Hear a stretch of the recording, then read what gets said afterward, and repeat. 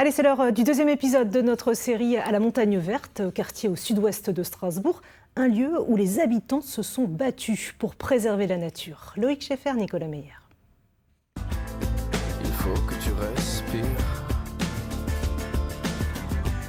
Et ça c'est rien de le dire. Tu vas pas mourir de rire. Pendant des siècles, Strasbourg fut une ville de remparts entourée par un glacis militaire où toute construction était interdite. Et ce qui reste de ce passé, c'est aujourd'hui cette ceinture verte pleine de végétation que les habitants se sont appropriés. Il faut que tu respires. Bienvenue sur le Grand Pré du Brühling, à l'entrée de la Montagne Verte. C'est surtout un site qui est dans la ceinture verte, dans l'ancienne zone de défense des fortifications de la ville, qui était inconstructible. Et ici, par exception, ce terrain n'est pas construit. Pourquoi ? Parce qu'en 1986, la Caisse régionale d'assurance vieillesse a voulu construire ici son siège. Et notre association, nouvellement créée, a attaqué le permis et l'a fait annuler devant le Conseil d'État. Et depuis ce moment, ce terrain est resté dans cet état. Depuis maintenant 2018 et même avant, l'association Zona et des riverains plantent des arbres, des chênes verts ou des chênes kermès qui sont les chênes des Pyrénées, avec des toutes petites feuilles et des épines. C'est des arbres parfaitement adaptés au réchauffement climatique. On a donc planté des arbres, on a installé des statues, des bancs, des aménités pour que ça soit vraiment un lieu de rencontre, comme c'était prévu par la loi qui a réservé ces terrains pour ça.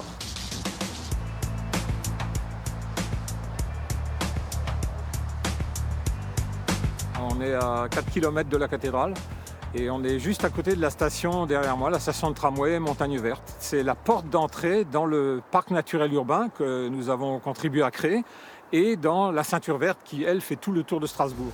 Il faut que tu respires. C'est demain que tout empire. On est toujours à la Montagne Verte, dans la ceinture verte, dans une rue qui est unique à Strasbourg, la rue du Foulon. Pourquoi est-ce que vous nous avez emmenés ici ? Bien, cette rue est effectivement dans la ceinture verte, mais comme vous le voyez, c'est construit parce que entre 1904 et 1907, les propriétaires ont eu le droit de construire des immeubles dans ce qu'on appelle un polygone exceptionnel. C'est une partie de la ceinture verte qui, par exception à tout le reste, était constructible. Ce n'était pas non édificant de vie. Alors pourquoi ça a été construit, ça reste un mystère.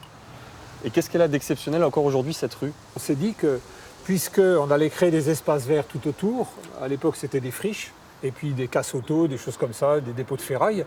On allait utiliser ces espaces, d'une part pour faire des jardins partagés et des jardins familiaux, et d'autre part pour que tous les véhicules soient installés en dehors de la rue, et que la rue soit, comme vous le voyez, réservée aux piétons, aux cyclistes et à la simple desserte.